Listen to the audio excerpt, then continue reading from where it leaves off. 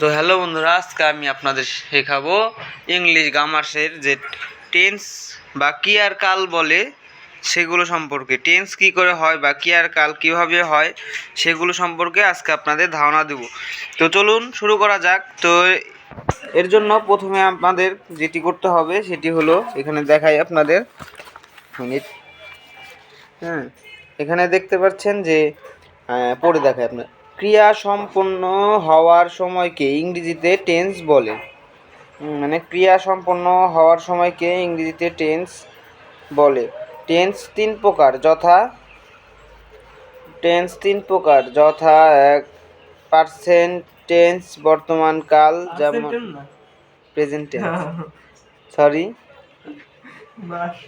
মাস্টারের ভুল হয়ে গেছে। প্রেজেন্ট টেন্স বর্তমান কাল, যেমন আমি পড়ছি I am reading. Past tense অতীতকাল, যেমন আমি গিয়েছিলাম আই ওয়েন্ট। তারপরে ফিউচার টেন্স মানে ভবিষ্যৎকাল, যেমন আমি যাব আই শেল গো। বর্ণিত তিনটি টেন্সই চার প্রকার।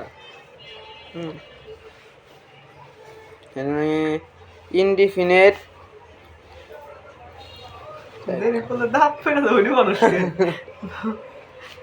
অতএব ইংরেজিতে 3 × 4 12 রকমের টেন্সের ব্যবহার দেখা যায়। প্রেজেন্ট ইনডিফিনিট টেন্স সাধারণ বর্তমান কাল, যে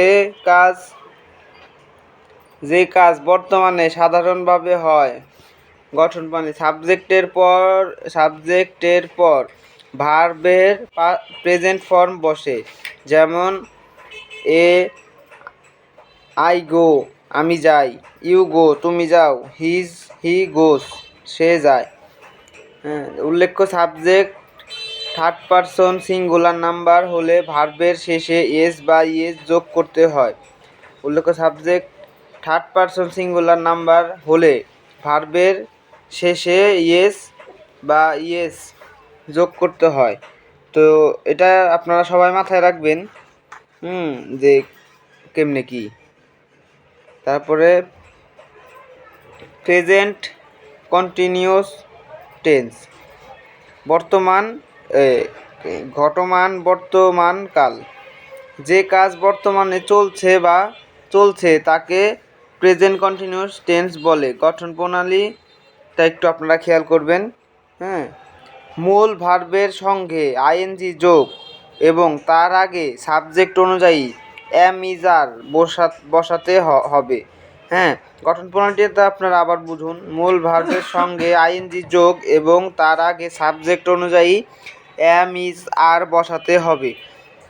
যেমন উদাহরণস্বরূপে এখানে দেওয়া আছে যে আই অ্যাম গোয়িং মানে কি আমি যাচ্ছি, মানে এখানে কিন্তু আই গো ছিল, উপরে দেখতে পাচ্ছেন আপনারা, এটা ছিল আই গো। আর এখানে হচ্ছে কি আই অ্যাম গোয়িং, মানে এই যে এ এম আবার আইএনজি যোগ লাস্টে। তারপরে ইউ আর এ গোয়িং। তারপরে হি ইজ এ গোয়িং, মানে কি বুঝতেছেন আপনারা?